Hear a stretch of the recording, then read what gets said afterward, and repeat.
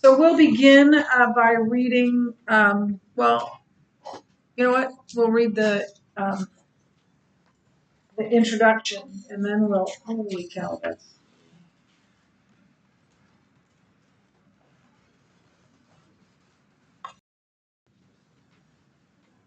okay, Christ changes the water into wine.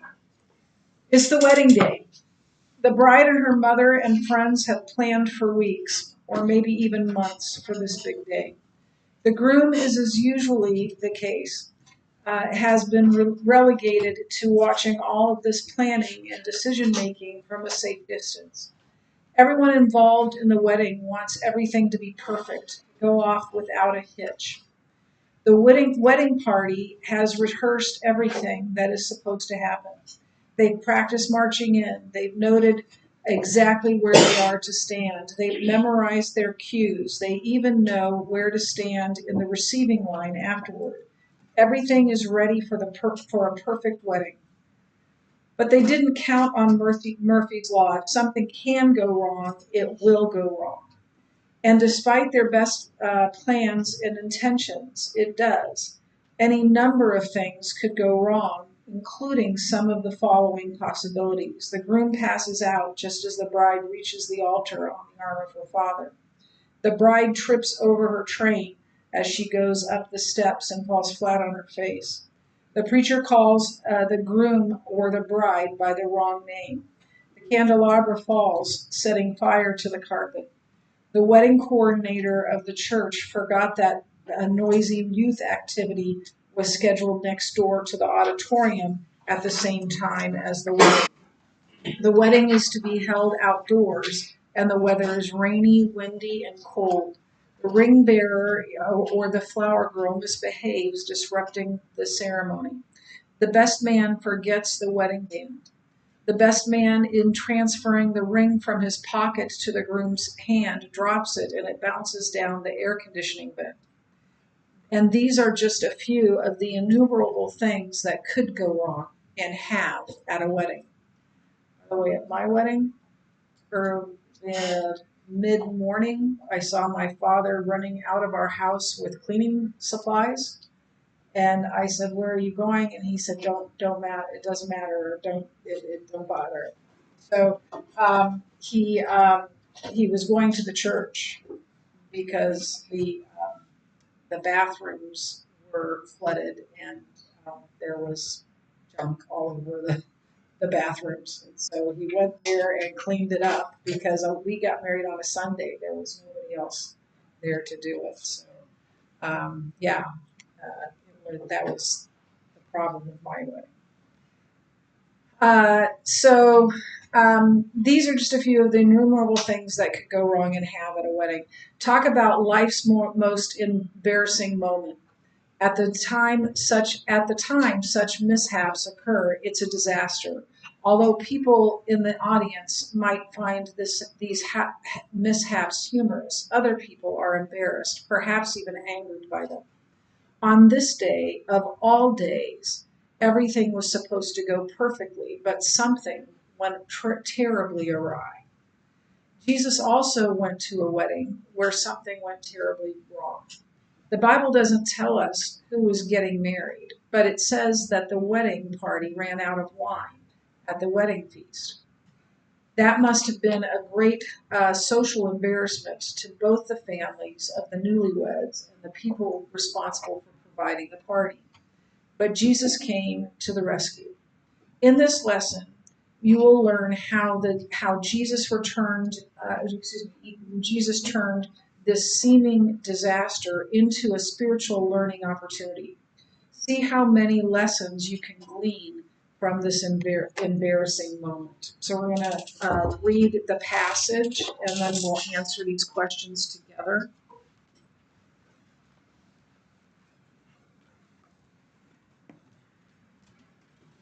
So the heading is the wedding at Cana. We're at the John 2, beginning at the beginning of John 2, verse 1. On the third day, there was a wedding at Cana in Galilee, and the mother of Jesus was there. Jesus also was invited to the wedding with his disciples. When the wine ran out, the mother of Jesus said to him, "They have no wine." And Jesus said to her, "Woman, what does this have to do with me? My hour has not yet come." His mother said to the servants, "Do whatever he tells you." Now, there were 6 stone water jars there for the Jewish rites of purification, each holding 20 to 30 gallons. Jesus said to the servants, "Fill the jars with water." And they filled them up to the brim. And he said to them, "Now go draw some out and take it to the master of the feast." So they took it. When the master of the feast tasted the water now become wine, and did not know where it came from, though the servants who had drawn the water, the master of the feast called the bridegroom and said to him, "Everyone serves the good wine first, and when the people have drunk freely, then then the poor wine. But you have kept the good wine until now." This the first of his signs Jesus did at Cana in Galilee, and his glory, and his disciples believed in him. So that's the story, and we're going to answer these questions together. You can write down your answers as we discuss.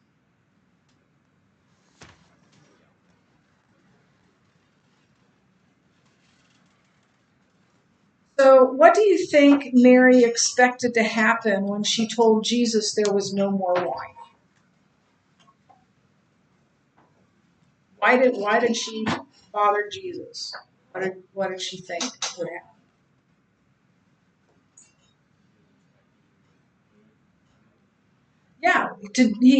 Obviously she's like, do something about this. She doesn't say that, but that's implied, right? Fix this. Now, I don't personally believe that because it tells us this is the first sign. And when you see that word sign, it means miracle. John calls them signs, like pointing to something, right? But it says it was his first sign, his first miracle. So I don't know if she would have been expecting him to do a miracle, but I think she was wanting him to fix it or to help in some way.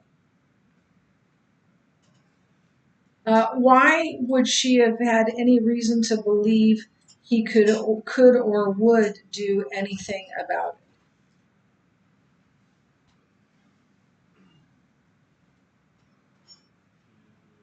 Yeah, he was good. it? Yeah, she had some understanding. How did she get that understanding? Like an angel telling her. Yeah, the angel coming to her and saying that he would be, the Messiah and all of that. So, so my guess is that she knew that he uh, was special at least because of the angel at what the angel told her when he was born.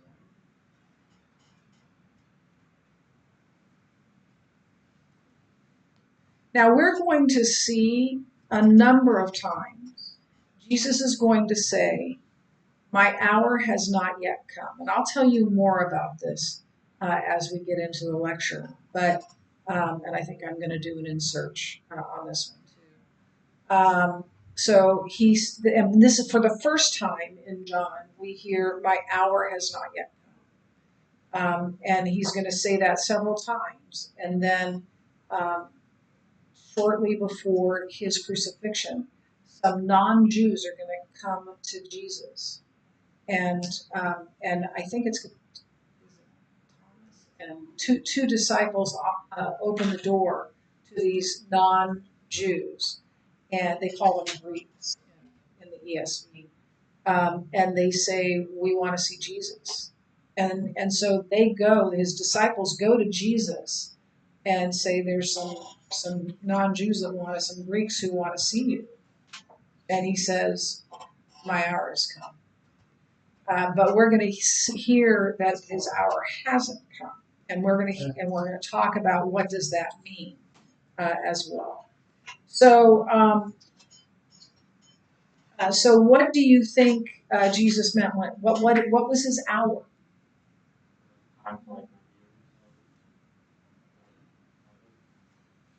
His death. More specific. Yeah, his death on the cross. It wasn't time for him to die. And obviously that and the resurrection are going to show who he is. Okay, next question.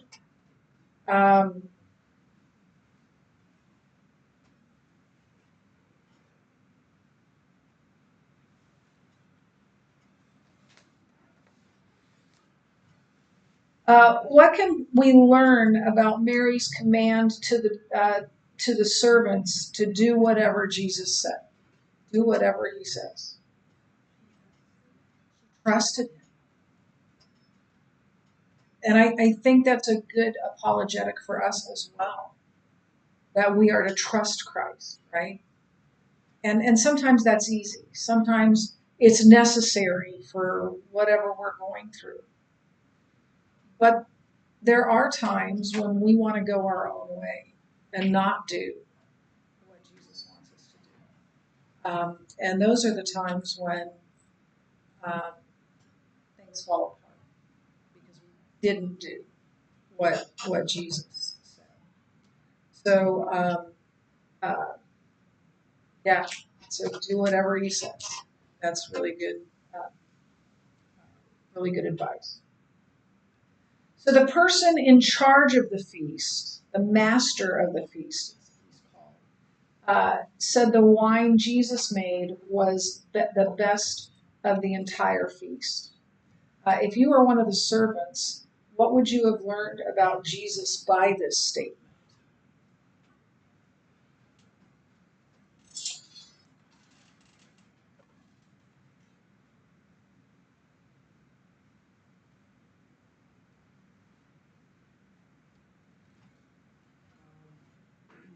That the stuff that comes from him is better than the stuff that we can make.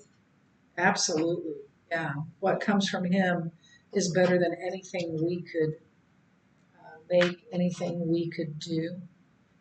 Um, and and to me, that the follow-on of that is if we have the opportunity to follow him and do what he says, we need to do that because it's those times when we don't listen, when we don't decide to do what Jesus says. That's when we get in trouble. Yeah, he does all things well, and so we should do the things he's called us to do, what we know he has called us to do.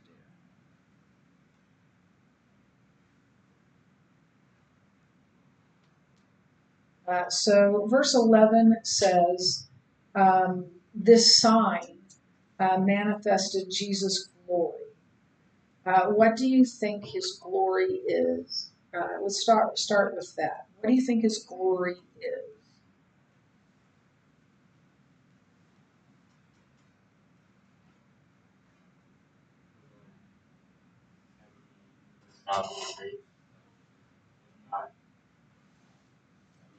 Shown not only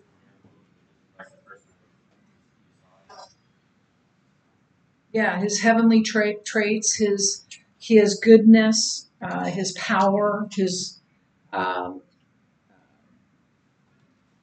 it isn't just what he does; it is who he is part of that as well.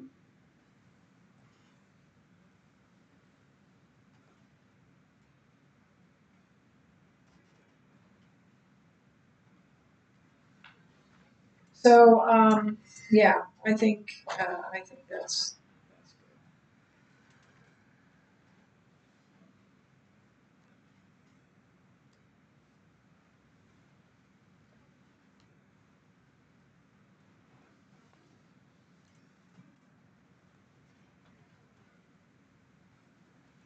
So, what does his disciples believe mean? Is this the moment of their salvation, or does it show something else about the growth of faith in the heart of a man? So let's start with that first part. What does his disciples believed mean? What did they believe? You know, they helped him to this point because he hadn't done any of these miracles that were written down. And they were like, okay, we know who he is, but like, there's still that little bit, and they're like, okay, now we really seen it. Right, Because they it's in our knew. human nature to like doubt. I'm sorry, say that It's in again. our human nature to doubt, even if you like know in your heart. So they still, I think they have that little bit of doubt still, and they're like, okay, Yeah, that's a really great answer. Yeah, absolutely. And you know, they knew what he had done, but it took them a while to kind of figure out who he was. Right? Who is this guy? I've told you that I wanted to name my first study on John. Who is this guy? And they didn't let me do that. But that's what's happening in John. Who is this guy? And it's his disciples are figuring that out day by day, right? And I believe that's true for us too. As we walk with Jesus, we see more and more and more of who he is. And when that happens, then our faith in him grows and deepens as that happens. The more we know Christ, the more we get to know Christ and learn about him. Yeah, I think this is um, an ongoing theme in the Gospel of John. And who is this guy? And they believed, and their belief, their faith grew. And here's the thing: the more time we spend with Jesus, the deeper our relationship with Jesus becomes. It's almost like the difference between making a decision to to eat things that are healthy for our body, and then our body responds to that in a good way. But if we're going to make a decision to not do that, then our body is going to um, you know, be influenced by that as well. And it's true in our faith. If we do things that grow our faith, if we uh, go to youth group, if we go on a mission trip, if we pay attention in our Bible class, the more we learn about Jesus, the closer of who He is, the closer we come to, and our faith um, grows because.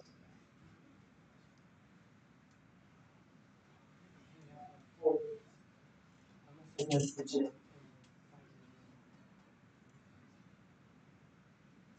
Not about this, right? Okay. So, how would you describe what was going on in their hearts? So, it was just talking about his disciples' belief. So, what was going on in their hearts as they walked with Jesus, and especially as they walked with Jesus during this particular wedding?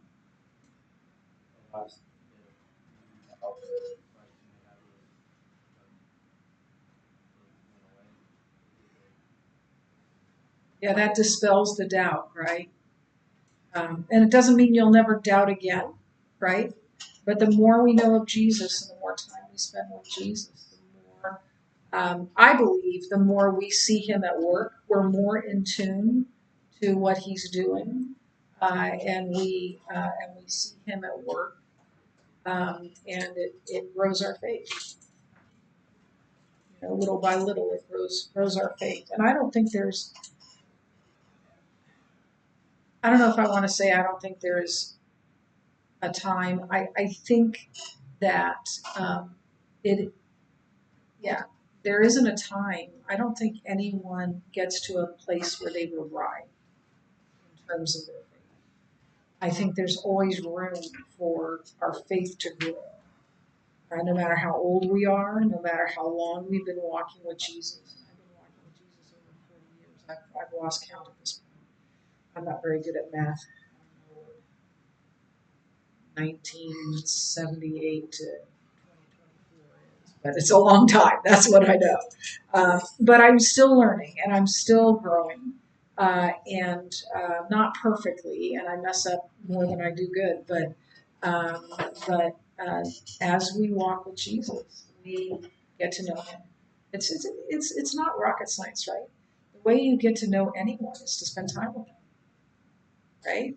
And if you're not gonna spend time with someone, then you're probably not gonna know them very well. So it's that time spent together that helps you know that other person, and that's what Jesus does. That when we spend time with Jesus, that's what happens. Our relationship with Jesus grows. You did a really good job on this. Thank you for that. Thank you for being good